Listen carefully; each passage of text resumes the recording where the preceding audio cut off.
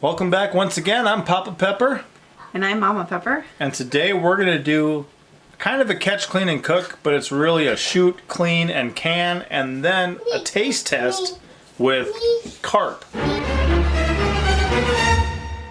So we're going to have a carp loaf tonight, like you'd eat a salmon loaf.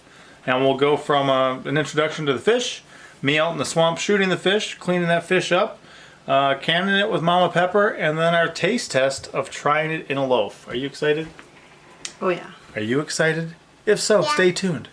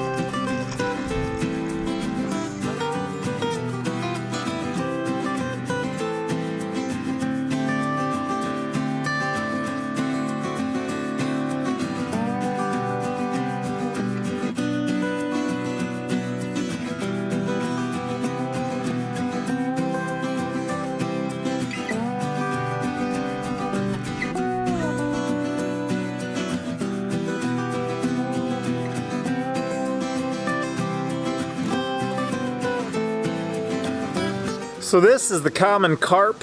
A lot of people consider it to be a trash fish. It almost looks like a big golden koi. They are not native to the United States. They were brought over, but they're not considered invasive. They're considered to be naturalized. So a lot of people consider this a trash fish. A lot of those same people have never actually even eaten one. So we have taken them a number of ways depending on where we were living and what the laws were. I've caught them by hand. I think the biggest one I've ever caught in my life was by hand. We've caught them by nets before. We've taken them by hook and line where you catch them on a fishing pole. So these two each managed to catch carp on their line today. Not the biggest, but definitely beautiful. What do you think about those? They're real pretty and good size. Did they put up a good fight? Let me see yours. Oh yeah, let me see yours. Way to go, kids. How much fun was that? Fun. I've speared them before, and then now we've also started bow fishing them.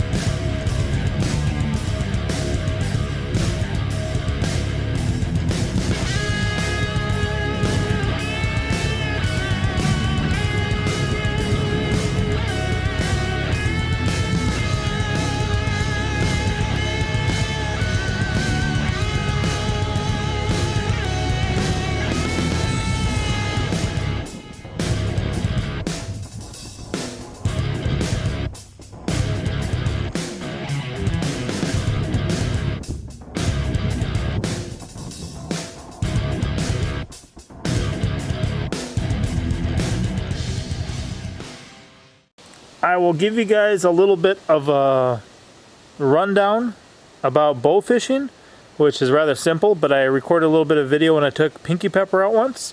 I'll play that, and then we'll get into shooting them and just show you a little bit about how we catch them these days with that bow and arrow.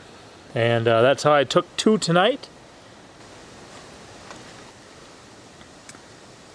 And it's a lot of fun. It's a great way to provide some food for our family. And the sad thing is too that some people are just in it for the sport. Tonight I was able to take two in my time down at the lake. But while I was there, I saw three of them that were shot a while ago by somebody else and just left up there on the shore. So it's sad that people kind of have that stigma where they consider, oh, that's a terrible fish. But those same people have never even tried it. Therefore, their testimony about what a terrible fish it is to eat, I don't believe and I don't buy. I'd rather take my own and at least give them a shot and not have my preconceived notions. And that's really sad that that's the way a lot of people operate, that they are so sure they don't like it, they've never even tried it or given it a chance. All right guys, Papa Pepper back once again. I got Pinky Pepper with me today. She's gonna try bow fishing for the first time. The carp are spawning now, so they're up in the shallows and they thrash around a bit. The males try to ram into the females and get the eggs to come out so they can fertilize them. So I picked up this youth bow the other day, rigged up with an AMS retriever. Got a nice brand new arrow because I wanted to make sure it was as sharp as possible, and kind of tone this one down where she could pull it back. The clarity has gone down considerably since earlier today because it just rained, so a lot of dirty stuff washed in. But we're gonna see if we can't get onto some fish here and if she can stick her first one. Basic idea is you see these rough fish, the common carp, in the water. You aim at them, you shoot them with a barbed arrow, and that's hooked up to a line so you can pull them back in, and then we eat them. So you ready to try? Yeah. All right, here we go.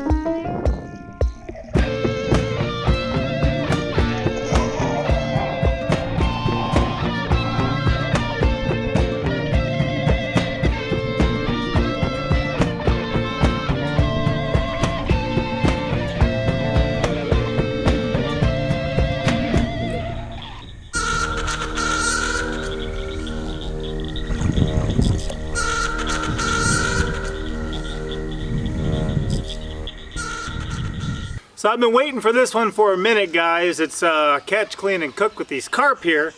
I shot 7 of them last night that I was able to bring home, 5 more today. I might take one of my daughters or both of them out to get them started and teach them that skill today. But I'm just gonna show you how I fillet them up, and then we pretty much just cut them into smaller pieces from there before we can them. I do have a whole video on how to fillet a fish, where I use a largemouth bass as an example. If you're not familiar with it, it's a good skill to have, but I'll show you real quickly how this works for me and get one of these filleted up.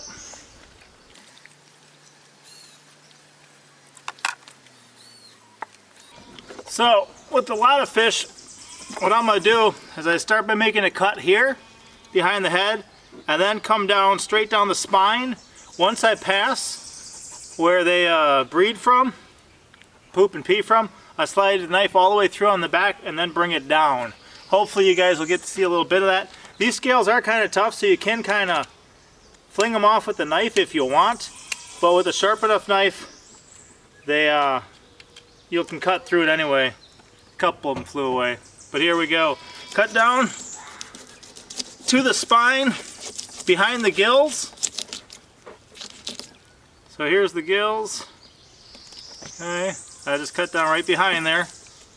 Then go down from the spine, enter in behind the head, come up to where you can feel it, and then just follow right down the spine bone.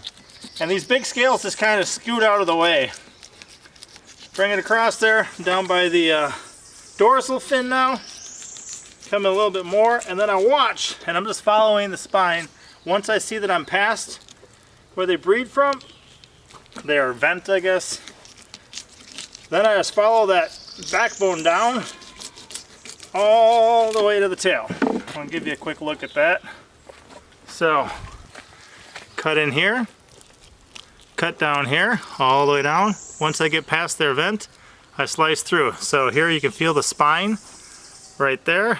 That's what my knife was following up, and I got it started down the back. Just to keep things easy, if I removed all that meat and then tried to cut it off the other side, it like changes the shape of the fish. So I like to do the same thing on this side right away. Give them that cut. Then head up that spine.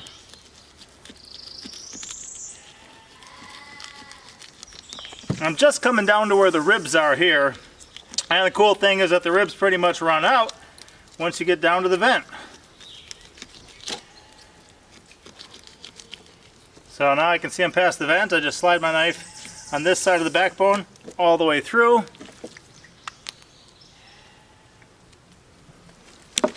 And then follow that backbone all the way up. So now it's symmetrical, same things happen on each side. Then what I do is take my knife and just kind of start cutting a little bit deeper. And you can feel, probably hear the bones. There's the ribs. So I'm just pulling the meat off the ribs. There's one little bone that sticks out back here behind the gills. But just follow right along those big bones. And there is a couple little lines of bones that are going to be through this meat. I normally just leave them in when we cook them and deal with that at the dinner table, but you could completely debone them too. And we'll see if the canning process kind of makes them like you would with tuna or salmon, where that part of the fish becomes edible. You got these nice crunchy bones. So now, just got that fillet, skin still on that side, lay that down, flip it, do the same thing over here. Just start feeling those bones and come across. Pretty much following the bones. The rib cage up here, the spine back here,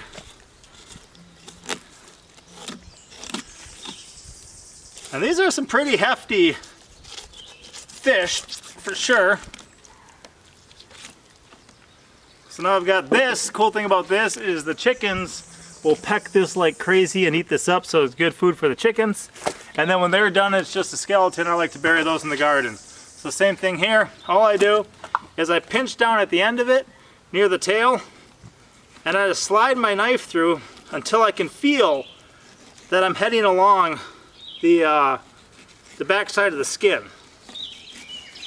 So you can see here, there's the back side of the skin. I'm not getting as clean as I could, but all this meat's coming off.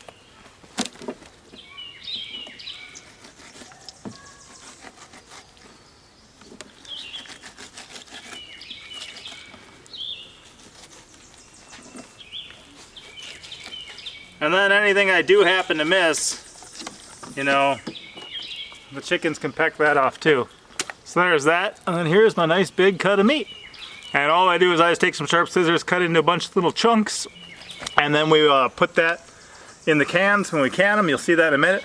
And some of these I want to keep like this too, marinate and then smoke and see how the smoked carp is, because that's a good chunk of meat. I love smoked fish.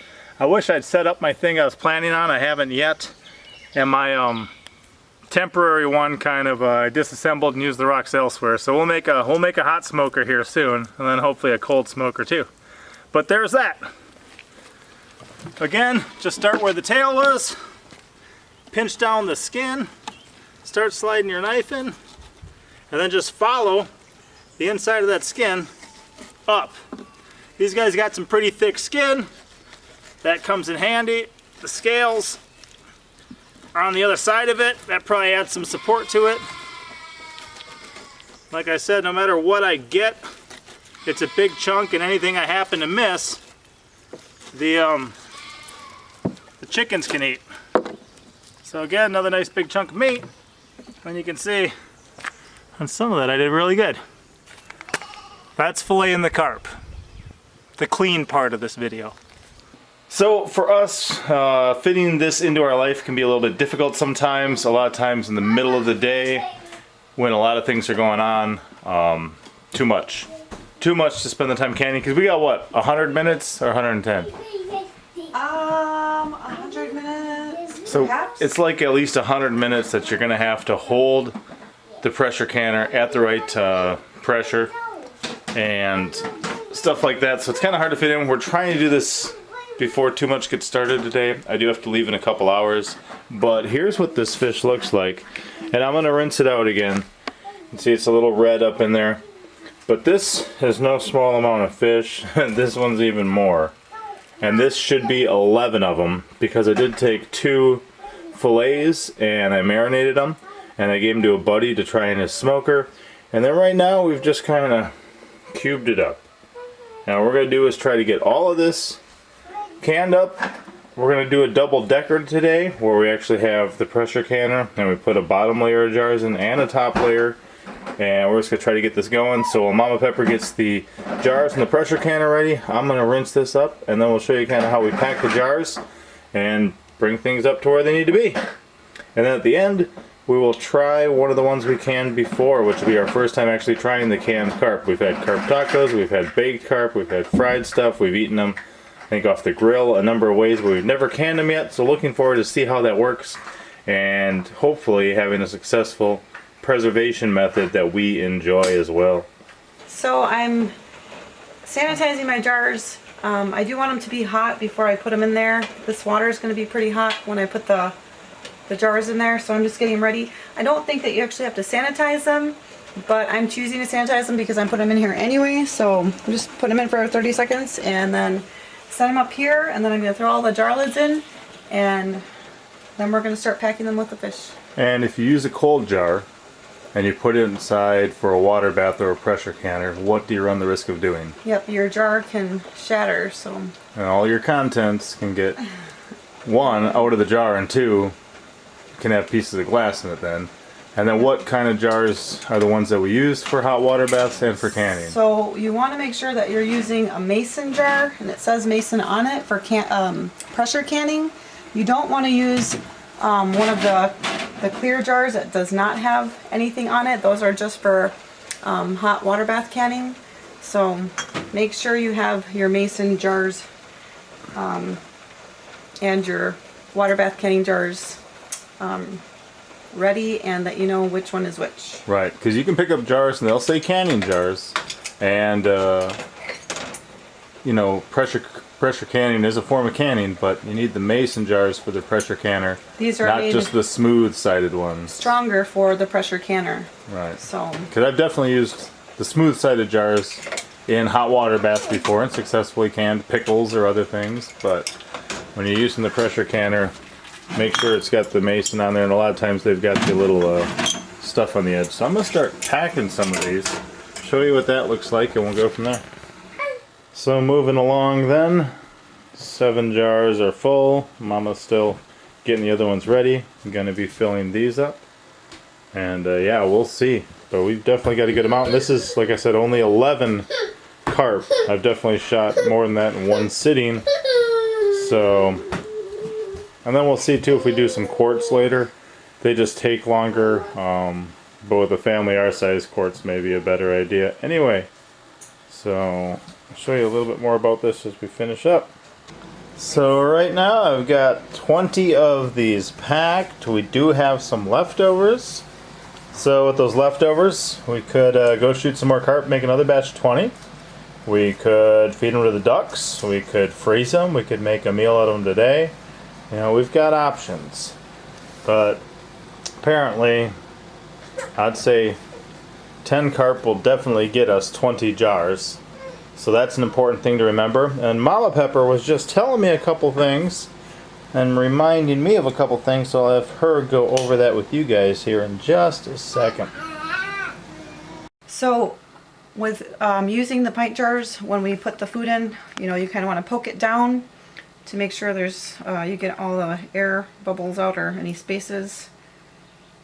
I have room for improvement, I think. I think we could push that one down a little bit, but you don't want to pack them tight, too tight, because it can crack and break the jar. For meat, you want to leave a 1-inch headspace. If we were doing fruit or vegetables, we could leave a 1/2 inch. Yes, a 1/2 inch headspace. But I would say, I mean, are you talking about from the top? We go up to the rim. About there, yeah. For the 1-inch headspace, right? Mm-hmm. Okay, so yeah, that's what I was thinking. Because remember, when you heat something, it's going to expand. So if you pack it all the way tight and all the way to the top, you'll just blow up your jars, or they won't seal. And then also, I'd mentioned about maybe, since we're a bigger family, using quart jars instead of pints. But Mama Pepper says, from what I found that I read, even in this book that came with my pressure canner, it only gives you the option of doing pint jars for fish. And It does not give quart jar instructions at all, but I also read on a different website saying that you shouldn't can fish in quart jars. I don't know why, but we're gonna play it safe since we're new to this, and we're just gonna use the pint jars for 100 minutes since we're at the 800 something We're feet. about 850. 850 feet above sea level. So that's 100 minutes at 11 pounds per pressure for us. All right. And if you look online, I mean, you can find canning fish in quart jar recipes and stuff. It's just that if we get a couple recommendations to only use pints, that's what we're going to stick with. Yeah, we're just going to stick to that for now since this is what we got here. And this will be our first time doubling up in the pot too, right? Yes, this will be our first time doubling up in the pot. We didn't have enough fish last time to double up, but also make sure to check your jar rim. Make sure that they're not cracked. We're using new jars, so I mean, I guess you can still check and double check that they're not cracked or broken, or any of your jars aren't cracked anywhere. And then also check your rim lids so that they're not dented or rusted, I guess. Bands. Sorry, the bands. I don't even know what they're called. And then also the lids.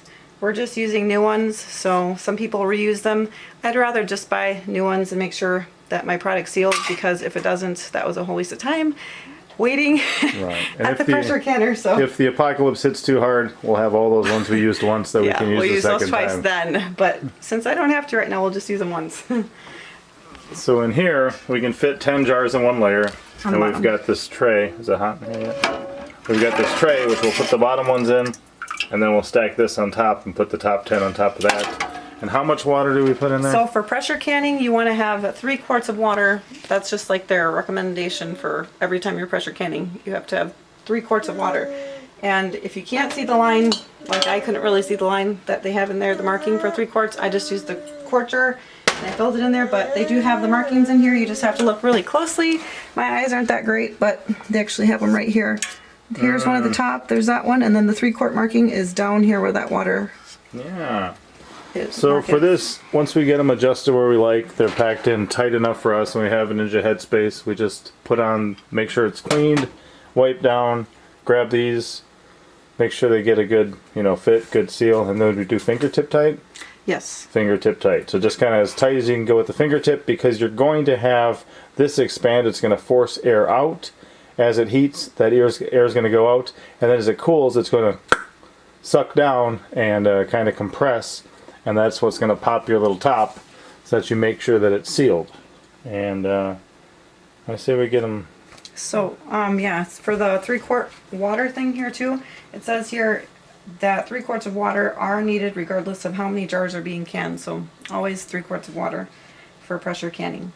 Okay. So for us, Mama Pepper had heated them up in a pot. They do recommend to kind of keep the temperature of the glasses up, just to pour hot water inside the empty jar, and then dump it out when you put your food in.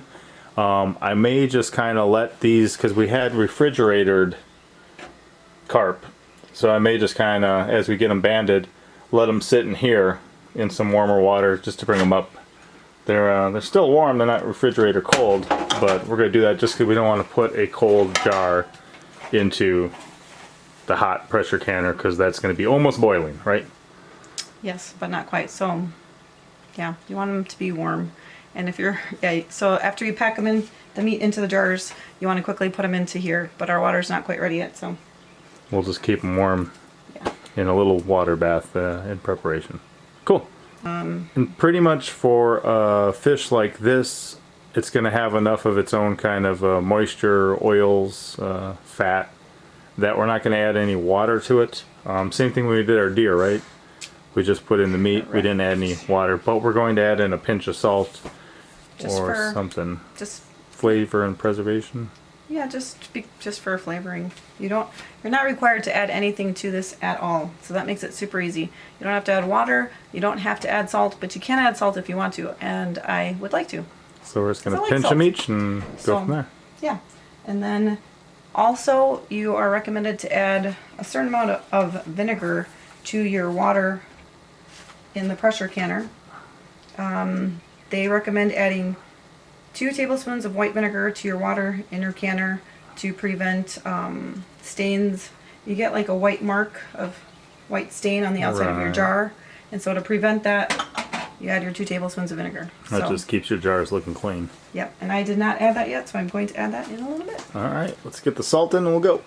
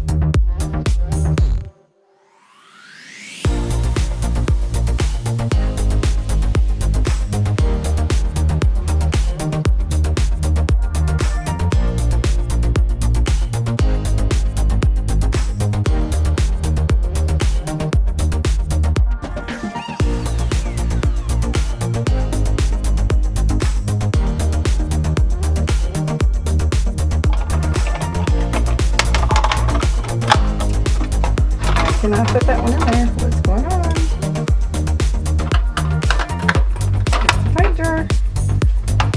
Uh-oh. We have trouble.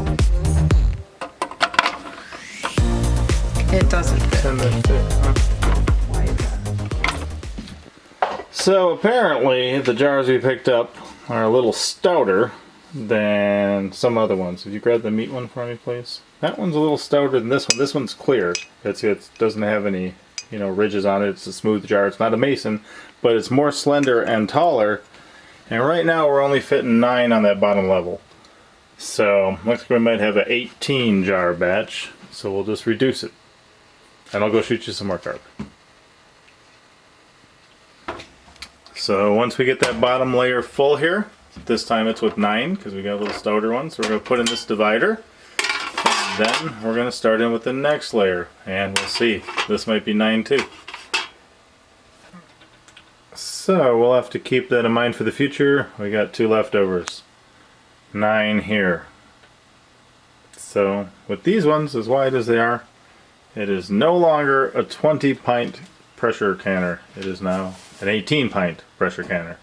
So before you put your lid on, look through your vent pipe and make sure that it's clear, it's not stuck with anything in there.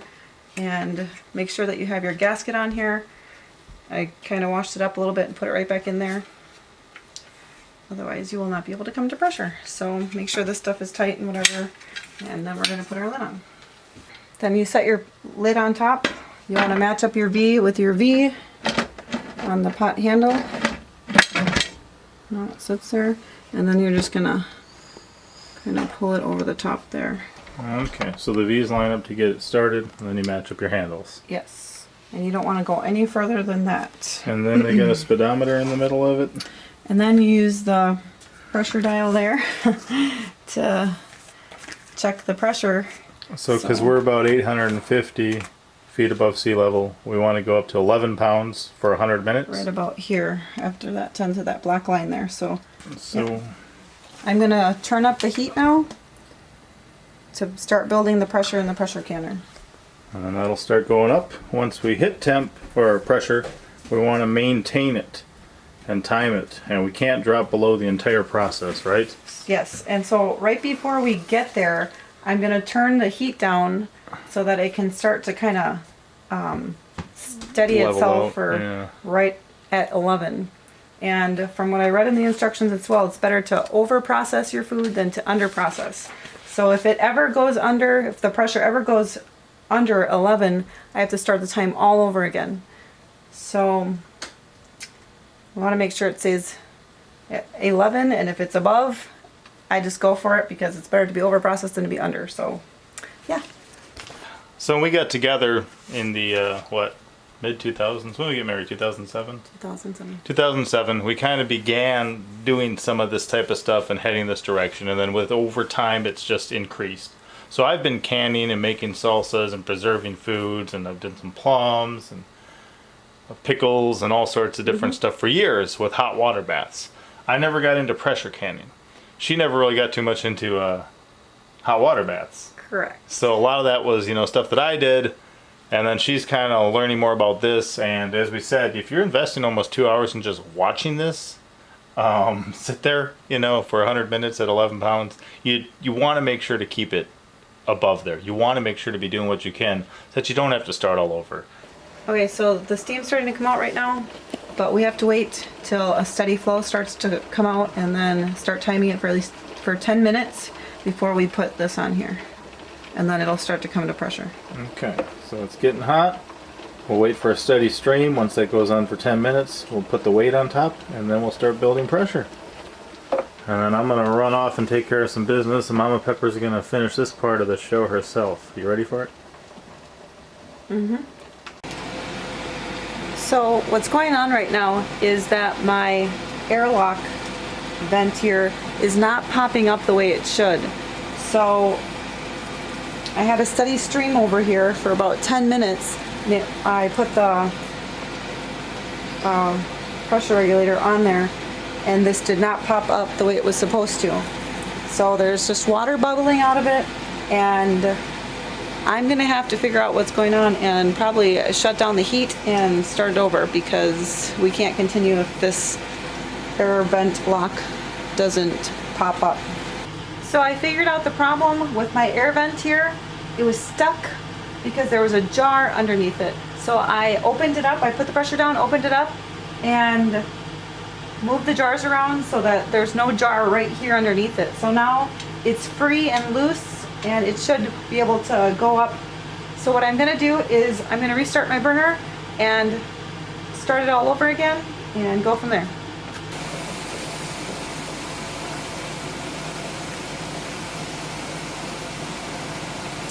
It's been 10 minutes, so I'm gonna go ahead and put the pressure regulator on the vent pipe. And we'll let it start to build up pressure. And we're gonna go ahead and be watching the dial here, and as it starts to come up to about maybe I think 8 here, I'm going to start to turn down the heat so that it can kind of slowly steady itself to get to 11, because I don't want it to go too far, because then it's a lot of work to just kind of try to get it back down.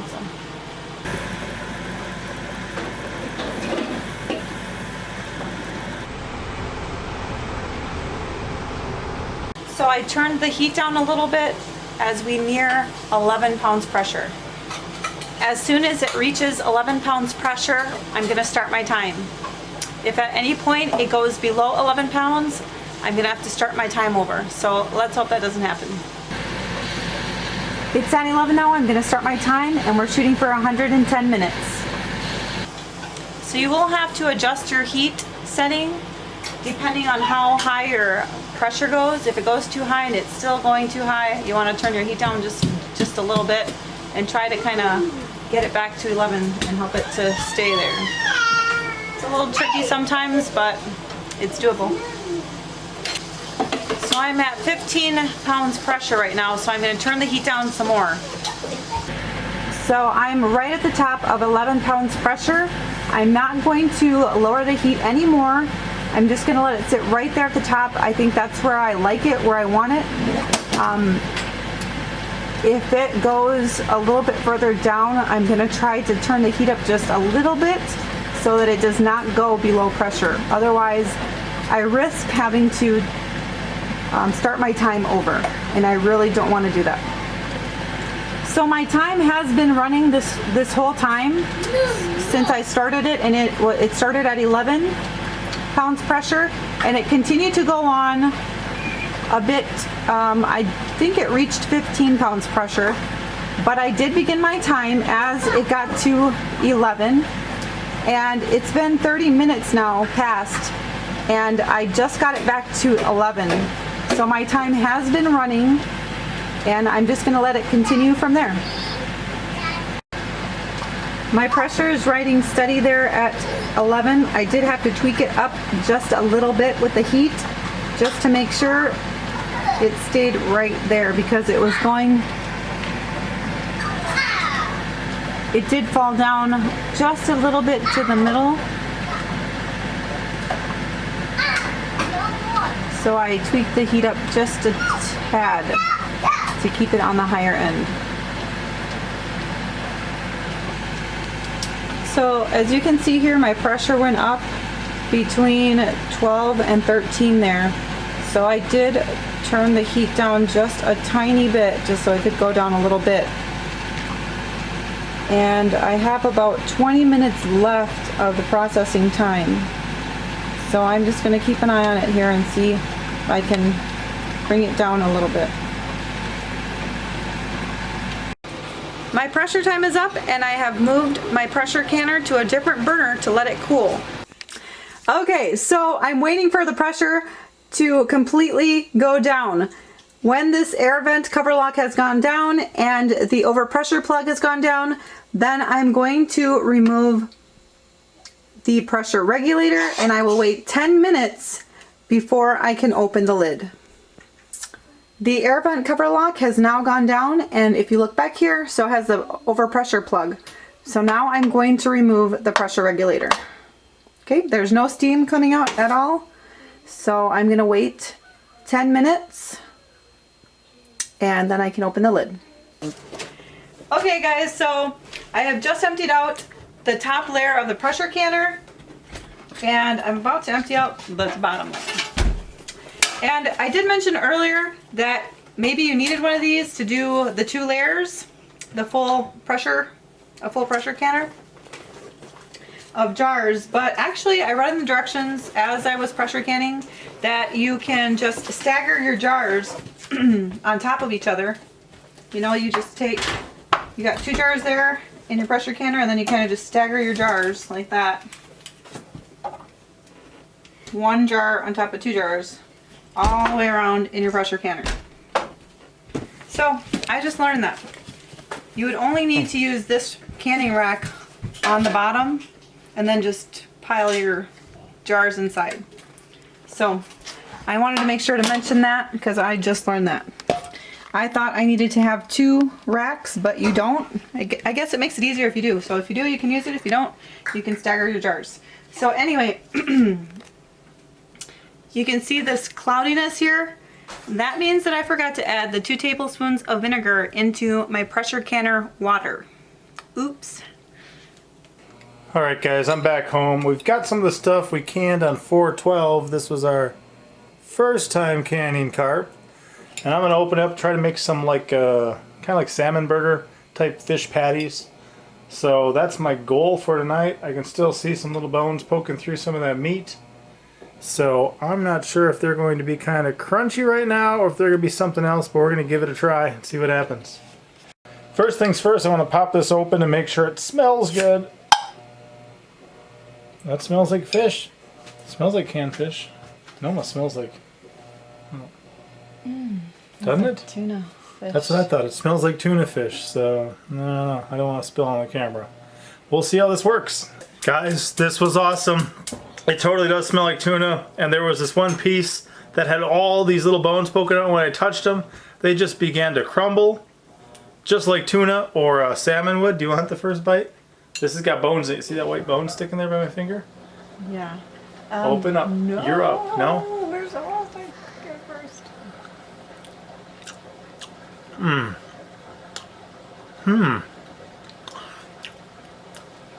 It's canned salmon, is what it is. I know we're supposed to cook it first. I will. I'll wait till then. Guys, look at Bell Pepper here. She's reaching. She wants some. You want some, don't you? We'll get you some in a minute, girl. I know. I'm gonna cook it. I'm gonna cook it. Aw, she wants carp. That is awesome. I'm excited. Fish bump. I might have to go out Fish again bump. tomorrow night and get some more if it's that good.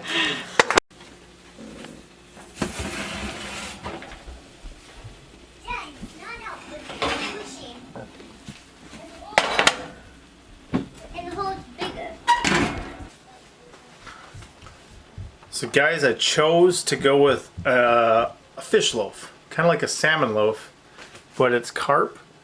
And you can see those little white spots on top maybe. Those were actually a couple of the bones. Those little white spots there. So I'm looking very forward to trying this. And I think we just found something that's going to become a big staple in our diet. We've eaten a lot of carp over the past year, but this is the first year that we've actually canned them. This smells like just like salmon loaf. And salmon loaf is something I had growing up. Periodically, we make it ourselves. But if we have a free source, you know, a free resource right here, a couple minutes away in the lake, and we're able to do this and get like a year's supply of salmon loaf, carp loaf, it's going to be awesome. I will have a full video probably on just how to make carp loaf, but pretty much I made it the same way you would salmon loaf, just substituted salmon for the carp. But this is awesome. I got to cut this open and get this going.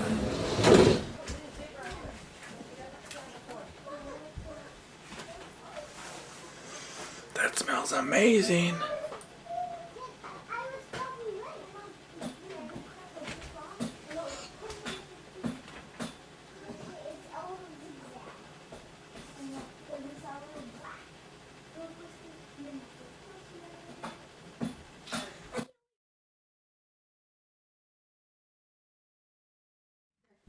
Those pants need to go on. Darling, there you are. Smell this. No, let me get mine back. It smells like salmon loaf. It smells, yeah. I can't wait to cut this open and eat it. We're going to try this. And then hopefully you guys found some of this just beneficial. I know a lot of people, if this is a taboo fish, they don't eat it. They stay away from it. Not so for us. And I think that this is going to be like the primo way that we know how to eat it. But I also want to smoke some. We're definitely going to can some more and Yes, we can! try Carp. and see what else we could do with it. But it looks amazing. Do you see all those little spots on top? You know what those are? Well, I haven't tasted it yet, but it smells really good. What are all those little spots? You Do you said see them? The Those are bones! That is so cool. So neat. And I bet you they're just going to be crispy little... Yeah, they're breaking when I try to pick them off. Because one of my favorite parts is like the spine bones Yeah. from the salmon. Like, Canned salmon. they're like fat hourglasses that crunch in your mouth. And they're actually better for you. It's good for You your know? cuerpo. Good for your body. It's better for you to have the bones mixed in there for extra Mama, nutrients. me ate one little bowl. You eat one little bone? Well, we're going to cut this up and try some of this bugger.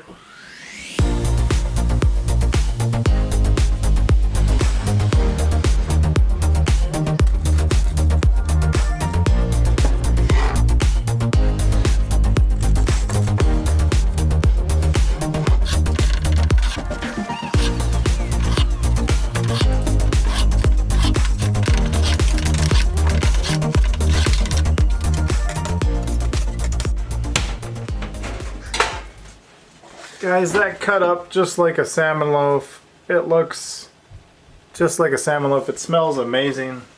Don, why don't you have the honor to pick a little piece off of something or an end piece and just give I'm it just a go. going to do this because I want to eat it with some bread. Okay. Okay, here we go. Wait, me want bigger one though. Oh.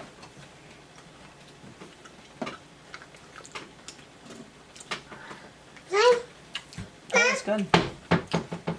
Tastes like delicious fish to me. It does There you taste go, good. baby. It does remind me of a salmon loaf. It really does. It really does. That You wanna is come here, super Bugger? neat. Yeah. Bugger says he wants in. Pick a piece of some sort. You can just break a piece off. Try a little bit.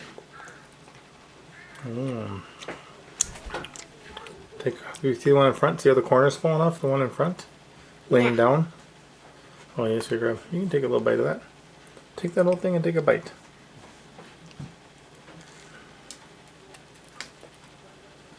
Is that a good fish? Yeah. Bugger, that's carp I shot in the swamp. Oh. Is that good? Yeah. You give him thumbs up?